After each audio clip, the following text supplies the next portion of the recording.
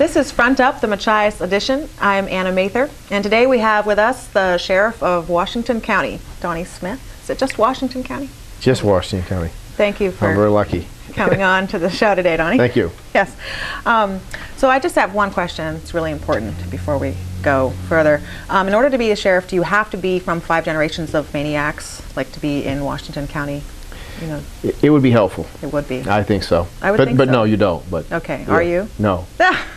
No, I'm not. You are a Washington County native, though, yourself? Yes, I've lived here most of my life. So I think my family's from the Machias, Port Bucks Harbor area. We moved up here in '61. I was in the 3rd grade, so yeah, most of my life. Okay. Yeah. Oh, kind of like me. Yeah. Yeah. My well, yeah, we're from Maine. But anyway, so you have a lot to deal with as a sheriff. I mean, you have a lot of issues.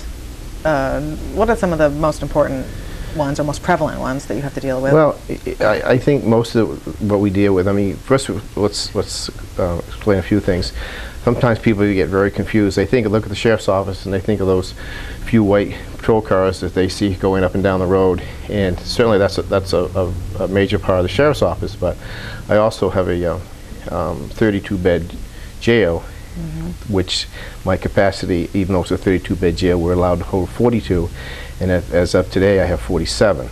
So that's a very important piece of what the sheriff has to contend with. In fact, it's probably the most trying piece that I have to contend with, mostly because of budgetorial issues and the overcrowding of prisons and jails not only across the state, but across this nation. So I spend most of my time dealing with those issues. We have 8 patrol deputies to patrol the entire county, and 2 contracted to the town of Blueback. So, you know, when people discuss, you know, the budget, they'll see their county budget, and a lot of times, you know, they think of only those 8 patrol deputies that they're paying for. The majority of what you pay in county taxes is to run that jail, and that's $2,400,000 a year. And I hear they eat pretty good in there. Yeah, it's not a place I'd want to spend my life, but yeah, they do eat fine. Yeah. Other than that, though, you have to deal with domestic issues, with speeding, and then with drugs. That's a big issue, and we all know that's the issue that's been really big. Well, that seems to be always on the forefront is the drug issue, and it certainly is, as it should be. If you statistically look at crime in Washington County, it's spiked since the drugs issue has really been prevalent, and which, you know, let's go back to the early days of when we started hearing about OxyContin in the late '90s, right? Yeah. And to give you a good example of that, when they completed the jail in the early '90s, they built the jail for 32 people. What the plan was that they would be housing inmates from other counties to help pay for the building of the facility. By the time the doors opened, the place was full. With our own. Yeah. So we have never been able to do that. Now with jail consolidation law, we don't do that anyway. I mean, we can't charge. It's set in statute what we can charge to house other inmates. And most of the time, I have inmates in other facilities because I don't have room. And oftentimes they're petty things that really you just wish the person would have done in the first place. Well, oh yeah, certainly. I mean, and the majority, you know, of my inmates are pretrial inmates. Yeah. And that's sometimes confusing to people because usually if I have 11 sentenced, I had 17 not too long ago, and that's a very high number, 17 sentenced. The rest were all pretrial. And it takes a certain amount of people just to run the facility, like the kitchen and the laundry. And to clean the facility. That's why you don't see many work crews out, because I need, you know, 10 to 11 people just to run the facility, and not everybody is willing to work. And you cannot work pretrial inmates. By the law says because they're not found guilty of anything, they're innocent until proven guilty. So we're not allowed to work pretrial inmates. So I don't have, and I've actually had to what we call import inmates from other counties from time to time to have enough inmates that were sentenced to be able to run the facility. Oh, okay. So it's, you know, it's an interesting concept, but people don't understand that we cannot work pretrial inmates. That's interesting. I didn't know who. Even if they want to, they cannot. Okay. Because they're bored. Yeah. So, well, aside from that, you're dealing with the drug issue. I remember back when it started in LA Times, it covered Washington County's problems. And well, yeah, it is. And listen, you know, we've had a drug issue in this country since the 1800s. I mean, this and what, I think what we need to clarify is that it's a substance abuse problem. Yes. It's, you know, we call it the drug problem, but you know, since I've been sheriff for almost 5 years now, and I think it's time that we had a very serious discussion in this country about substance abuse. There has to be a reason that we incarcerate more people in this country than any other civilized country in the world, right? If you look at what California's up against now, I mean, they're turning people into the street. They're just letting them out because they're imploding. You know, they cannot begin to house the people they're incarcerating. It's not much different in this state. You know, all the facilities are full, are pretty much at capacity. But I believe it's time, you know, we need to have a serious issue about substance abuse and what we're doing wrong, because still the number one substance abuse in this country is alcohol, and we seem to skip over that and talk about drugs, but it's still not the biggest problem we have in this country. It's still alcohol. Yeah, it's a big, to me it's a big problem that the government approves of something that is so toxic. Yeah, and I think we tend over because it's something we can purchase legally, but it's still a substance that's abused. The other thing that, you know, that we as sheriffs notice, and anybody that you speak to in this, probably in the country, but let alone the state, will talk about mental health problems. Every time that mental health funding is cut, our jails start to fill. So many people self-medicate. Yeah. And when you start cutting their medication or the treatment they're getting, they go into the street and then they come into the jail. You know, not all, but a great number do. So that always troubles sheriffs when we see this funding start to dry up or be cut. I understand. Just recently, you know, listening to the governor, I understand what the governor's up against. He certainly he's got a phenomenal problem ahead of him with budgets.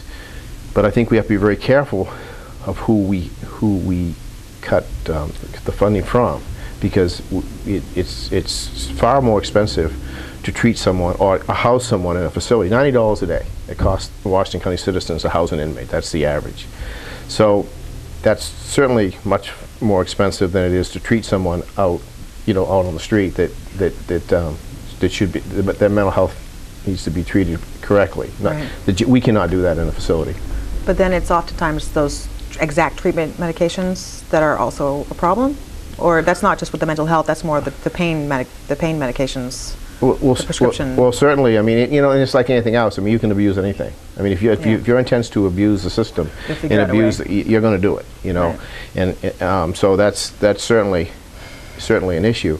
You know, we recently had a meeting, myself and every chief of police in the county, with Senator Ray and Representative Dave Burns, about the drug issue and what we're facing.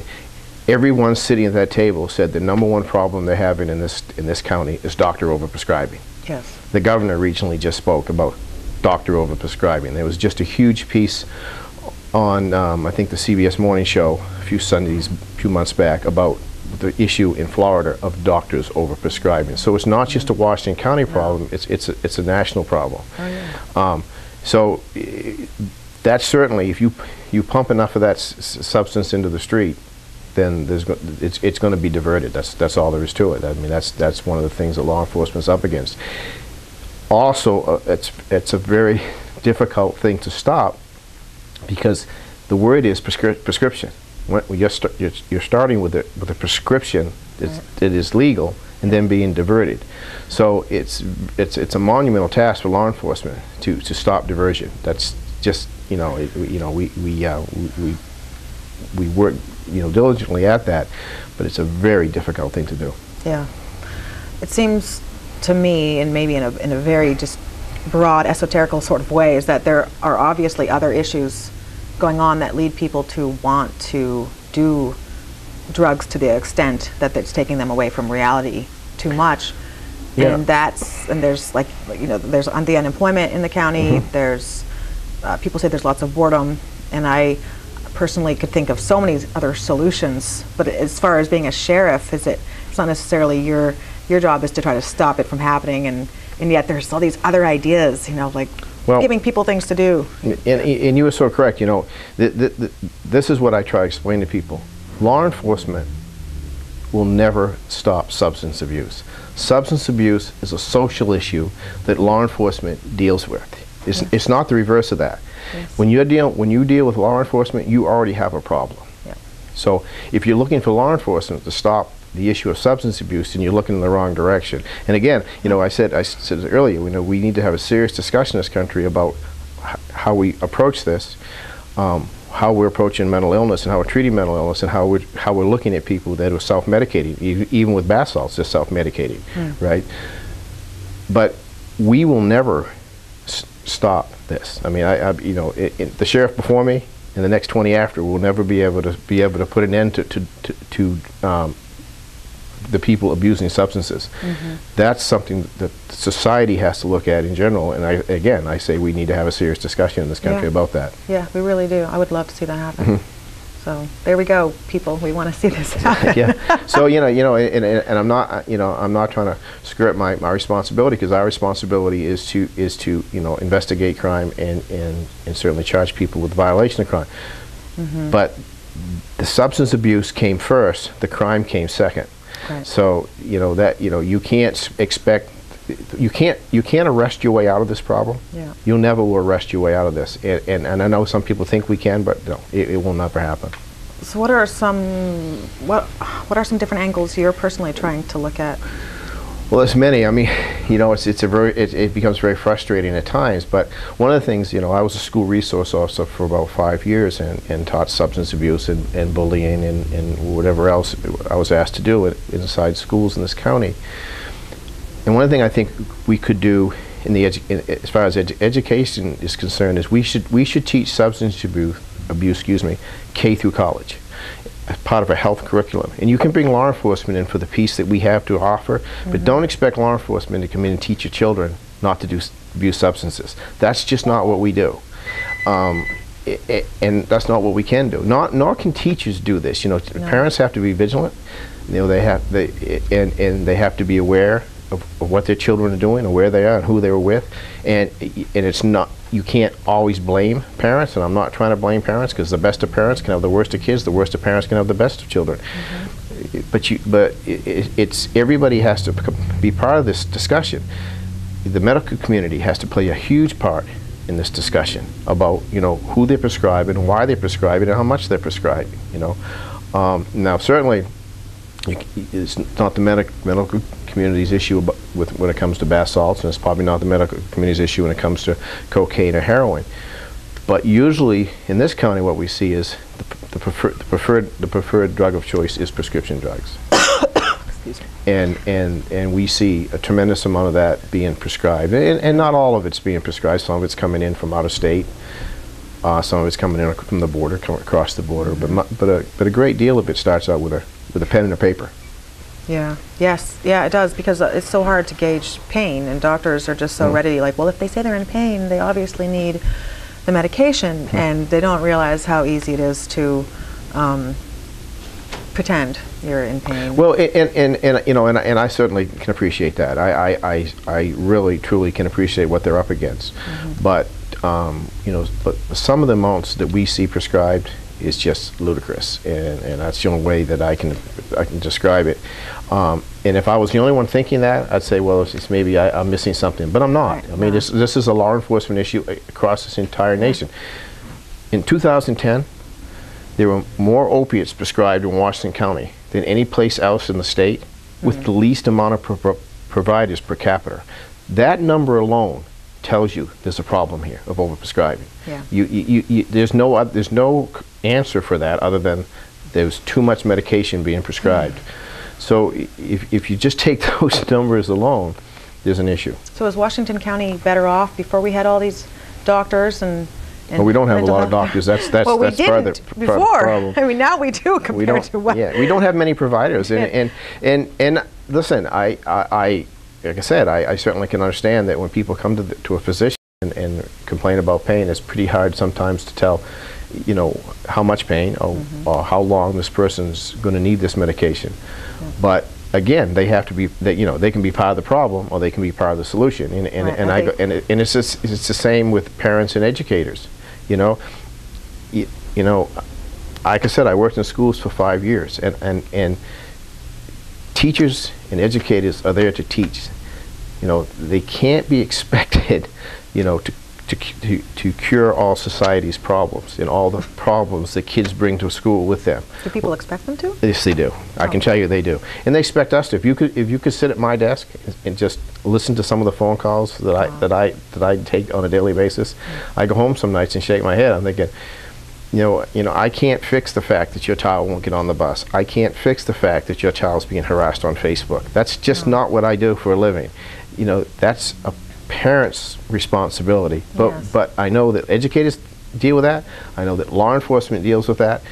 And what people need to realize, if you call in a complaint like that to a police officer, that just generated 45 to an hour's worth of paperwork. Times have changed, so once that comes into us a complaint because maybe a Facebook issue, or there's a child not getting on the bus issue, or not coming home issue, or a girlfriend-boyfriend issue, you generated paperwork. And about 45% of what a deputy sheriff does is report writing. So that 45%, when he's writing reports, or she's writing reports, he's not on the road. Right. You see what I'm saying?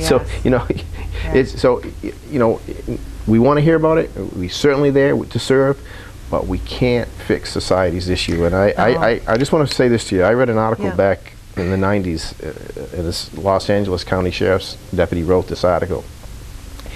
And there's one piece in this article that's always jumps out at me. He says that somewhere in the mid-'80s, the public was lied to and told them that police officers are social workers. And we're not. We're not social workers. That's not what we do. But that's what people think we should do, and it's why we have high burnout in law enforcement. It's why people aren't looking to go into law enforcement any longer. So I would just ask people to just think about what they're doing when they load up a police officer with issues that they can't help them with. So basically, take personal responsibility. Yeah, they have to, and certainly, we're there to serve, and we're there and there to help, but we cannot fix your family's problems for you. We just cannot, and that's sometimes hard to hear, but that's the gist of it. Yeah. We just completed the budget process here. The county, you might have read in the paper, the county commissioners just accepted the budget. So that's been going on since about August. That's time consuming because we go in. I've been sheriff for 5 years, cut my budget every year since I've been sheriff, but and by no fault of anybody's, except that has to happen. People are asking that, they don't want to pay any more taxes. They still want services, but they don't want to pay any more taxes, and I certainly can understand that. Yeah. And the county commissioners, I think, have done a really fine job of trying to hold the line on the county budget. But that requires the department heads, as myself, to hold the line on my budget. So we've been working on that. We just finished that. My patrol budget was cut about 9% this year. I cut going in. So again, when you do that, you certainly will cut services. There's things we just can't do. My jail budget is set at it's set at $2.2 million because of jail consolidation. It is now $2.4 million, but the state picks up the rest, or they're supposed to pick up the rest. So I really don't have much to do with that. We submit the budget, and the Board of Corrections looks at it, and they'll either yay, nay, or give us the money, or won't give us the money to keep operating. So, but they've been very happy with the budget we propose every year because we don't ask for much. We run a pretty tight ship up there as best we can. There's so much regulation in jails. There's so little that we can cut. You certainly can't shut off TVs. You certainly can't cut meals. You can't cut rec. You can't cut medical services. You're just not allowed. If it's not a state statute, it's a federal mandate. So people need to realize a lot of that's it's out of our hands. We really can't cut much budget out of it, cut much funding out of jail. So you're not out in a patrol car? Well, I answer complaints now and then if I'm on the road and between work and home and I hear something going on. Certainly I will. I get called out once in a great while, usually because I live in Lubec, and if something happens in Lubec, they'll call me out. But that's not primarily my job. And anybody thinks that, you know, you're a sheriff, you certainly could basically take off the gun and the badge and just go to work, because your job's administrative and people expect you to be there. You know, I'd love to be out on the road. I enjoy that. I enjoy going out and meeting people, and I'd rather meet them in the restaurant or the coffee shop or at the local store, because it's more comfortable. But what happens is when you're not there and they expect you to be there, and what I found that very few people call and make an appointment. They show up. If not, if they don't see me there, they're going to find me at home. Mm-hmm. And if you're not there, they don't understand why. You know, if someone drives from Stu Bend to see you, and you're just not there, you know, if they'd called, they would have known you wouldn't be. But they just don't do that in Washington County. They just come in. And I'm proud to say that, Sheriff, I've never turned anybody away. I've never not returned a phone call. And I've never not answered an email. Sometimes I wish I hadn't, but I do. So right. it's an interesting position to be in. Yes. Well, thank you. You're welcome for being here today. Oh, I've enjoyed it. Thank you so much for giving me an opportunity. Okay.